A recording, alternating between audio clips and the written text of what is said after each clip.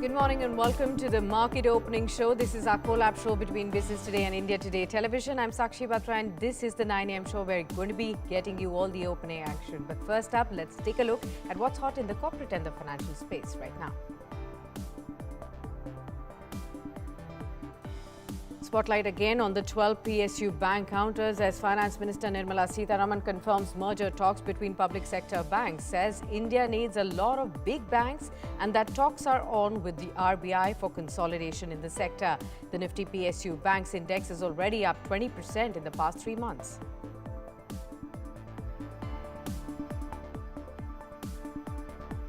Donald Trump says he will consider alternatives if the Supreme Court rules against his tariff. Statement comes a day after a 9-judge bench of the top U.S. court questioned the legality of the sweeping tariffs. Trump says their removal will be devastating to the United States.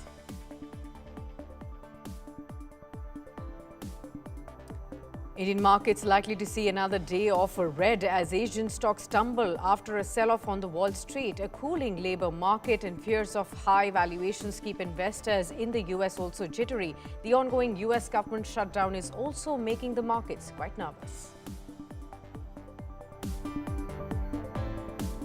Elon Musk is all set to be the world's first trillionaire. Tesla shareholders have cleared the largest payout ever to a corporate leader with more than 75% votes cast in favor of the proposal. But he must have Tesla hit $8.5 trillion in market value to get his big paycheck.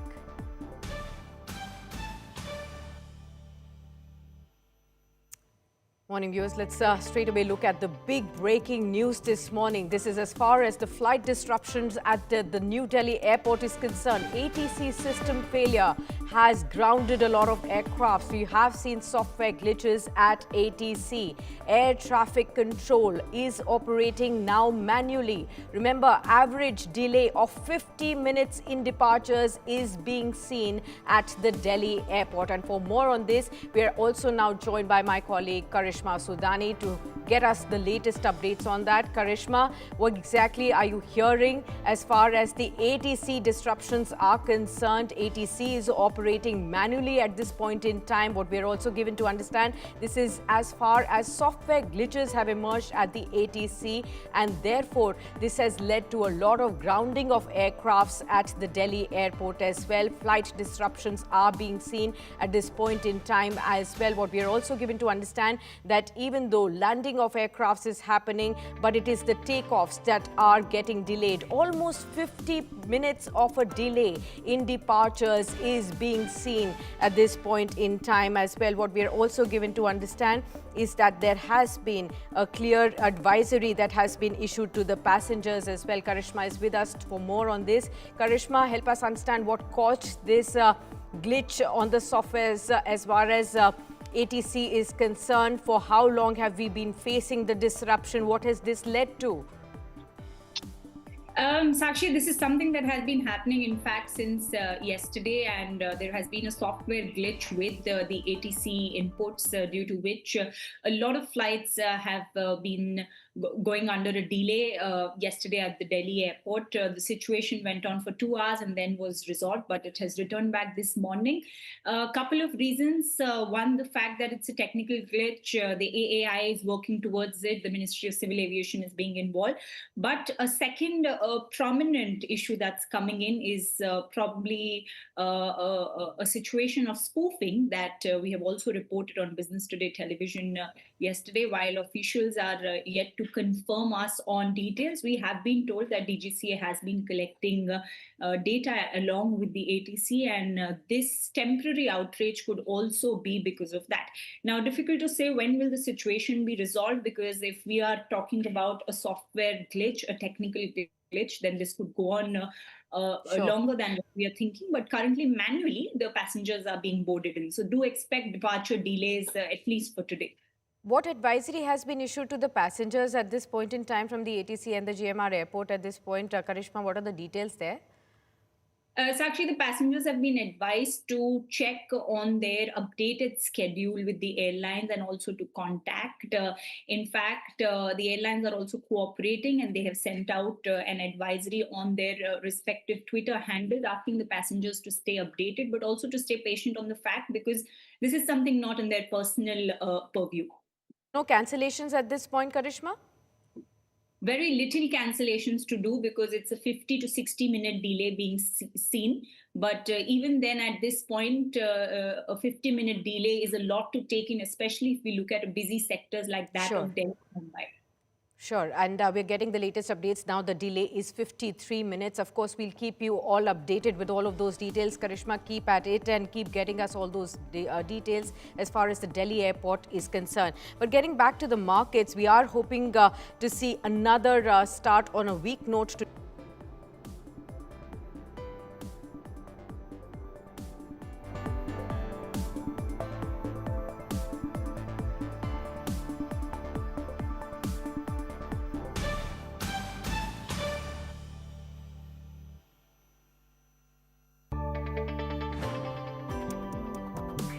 All right, let's quickly look at how the stock markets are trading at this point in time. It's the pre-open trade that has given us a sense that, again, we could be seeing a lower start for the Indian markets and below 25,450 at this point, 0.3% of a decline. Let's quickly go across to our guest now this morning, Mayuresh Joshi, Head of Equity Research at William O'Neill India, is now joining in to share with us his views on the markets. Mayuresh, warm welcome. Good morning to you. Good to have you with us.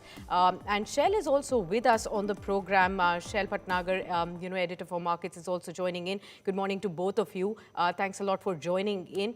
Let me quickly take, Mayuresh, first your thoughts as far as the markets are concerned. How are you looking at this weakening trends in the markets, and where do you think, the markets are headed? Morning, Sakshi. Morning, Shell. I think two things. One, I think because of the weak global handover, you're probably feeling the pinch as far as the markets are concerned, as well as what probably happens with the Bihar elections. That is what is probably on the market's mind as we speak. Outside that, I think the earnings have been pretty decent so far. I think from a Q2 perspective, earnings have largely held up, and in fact, in some pockets, earnings were relatively better. So in my opinion, again, I think as we wade through these events over the next few weeks, and with the expectations of the second half earnings being relatively stronger on what Q2 has delivered, my own sense is that I don't see a structural downside for the Indian markets. Okay. If the markets do come off, I think there will be good buying opportunities as far as medium to long-term investors are concerned. Okay. Shell, getting you in, a last trading session of this week, we've already seen 2 consecutive days of a decline in this truncated week. What exactly is the action that you're looking at today? Well, Sakshi, I think there is still more downside on the Nifty. 25,330, 25,400 is what things look going to. But defensive counters are doing immensely well. Dabur, Tata Consumer in particular. The pharma space is alive on the long side via IPCA, via Sanofi, Divi's Lab, as also Newland Labs. So the market is completely defensive. Bottoms and sell-offs in the PSU banks and the metal space. In particular, Hindalco, National Aluminium look good, as also the 4 frontline banks in the PSU basket, which is SBI, Canara Bank of Baroda, as well as Canara Bank. Indian Bank, my apologies. Absolutely, and PSU banks is going to be a big theme to track today. Mayuresh, how are you looking at the PSU banking story at large? Of course, we've been seeing some uptick in the last 3 months alone. The index has gone up by about 20-odd%. That reflects a lot of activity that is buzzing there. Of course, there's an understanding that the merger could be in place. We'll in fact come to you because we're just about 3 seconds away from the market opening. We'll quickly look at the market opening action and come to you on that. 25,423. So we are down by about 100 odd points right at the open, viewers. We are inching closer to 25,402. Sectorally, the action is looking in the red for a large part of sectors. You have even the broader markets, the banking story that's in the red today. You have the metal stocks that are in the red, infrastructure, real estate. Barring, I think, pharma, rest of the sectors are all opening lower in trade at this point in time. What's on the Nifty? You see Apollo Hospitals post earnings up 1.3%, the top mover there. Sun Pharma up by 1%. Similarly to what Shell was pointing out, the market's turning clearly defensive at this point. Infosys, Shriram Finance, these are the other stocks that are holding up. But on the downside, you have Bharti Airtel, you have HCL Technologies, you have Tech Mahindra from the IT pack, Adani Enterprises, you have Bharat Electronics. I mean, look at all these stocks that are actually down by about 1% in trade. So the sentiment is largely broad-based, weak at this point in time. Shell, what else are you picking up right at the open? Any key stocks that you'd like to highlight?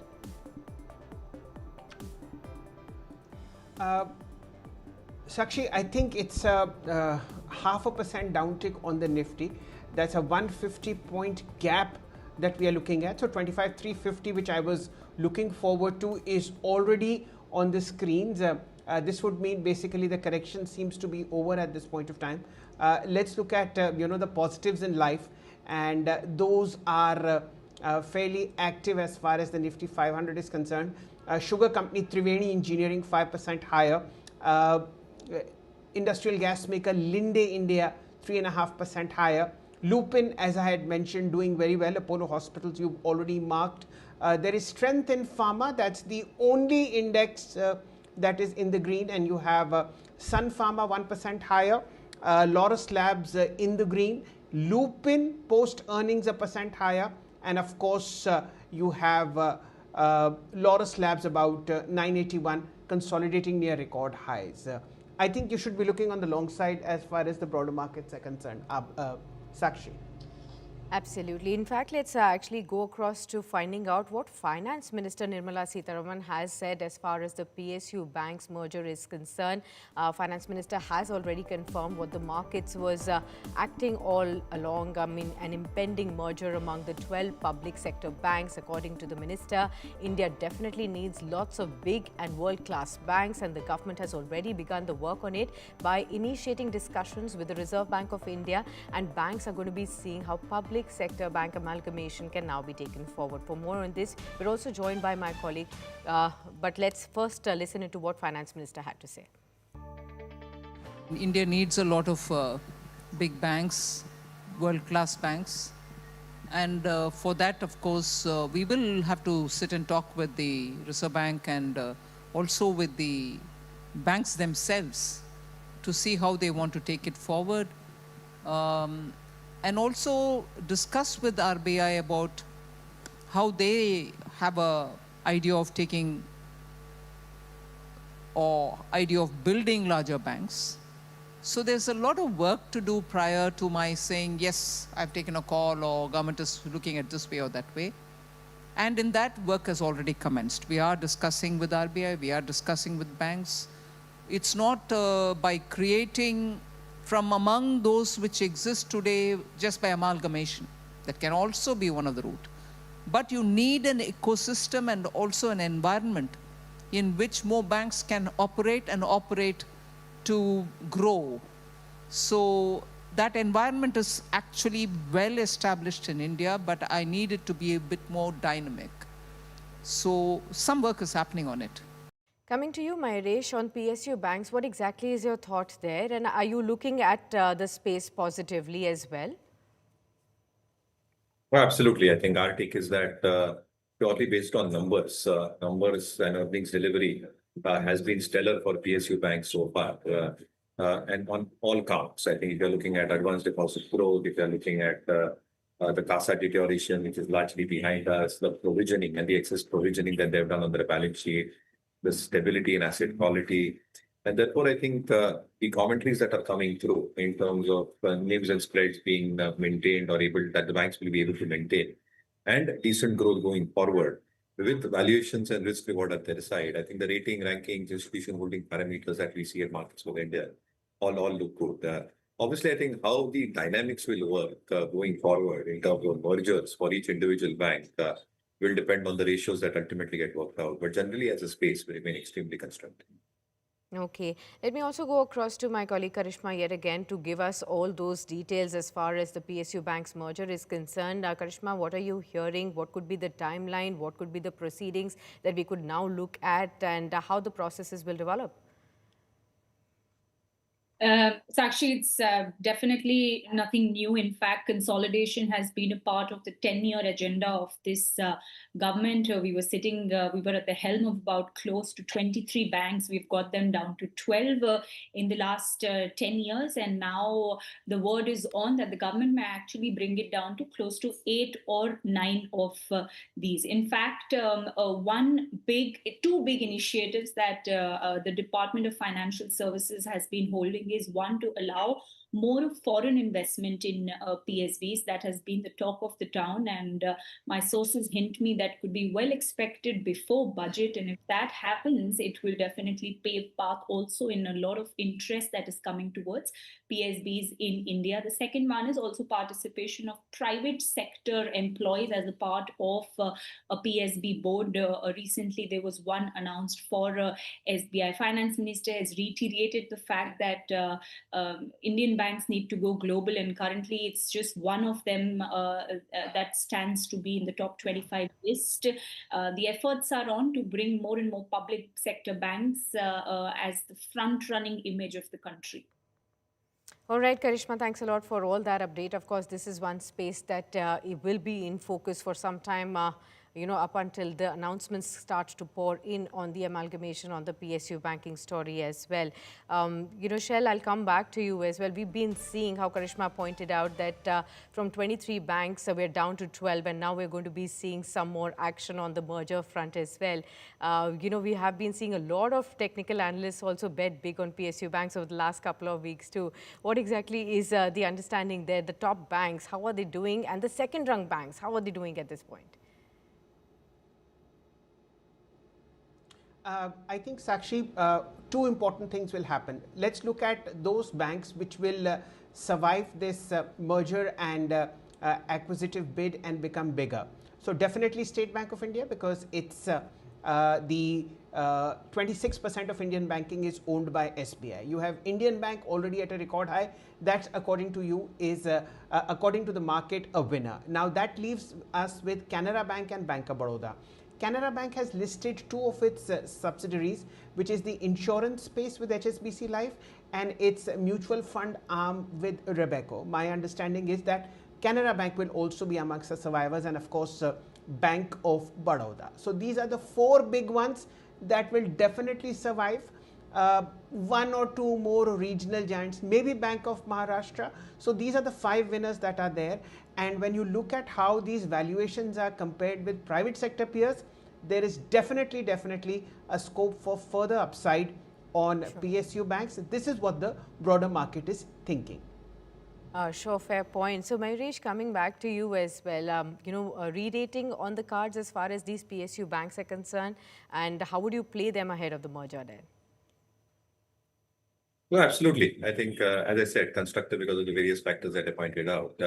But again, I think the larger banks will have to absorb the mid-sized banks. So I think how the ratios will stack up, that is going to be paramount, actually, in terms of the entire move going forward, because merger ratios will play their part as far as the price action is concerned for most of the mid-cap stocks.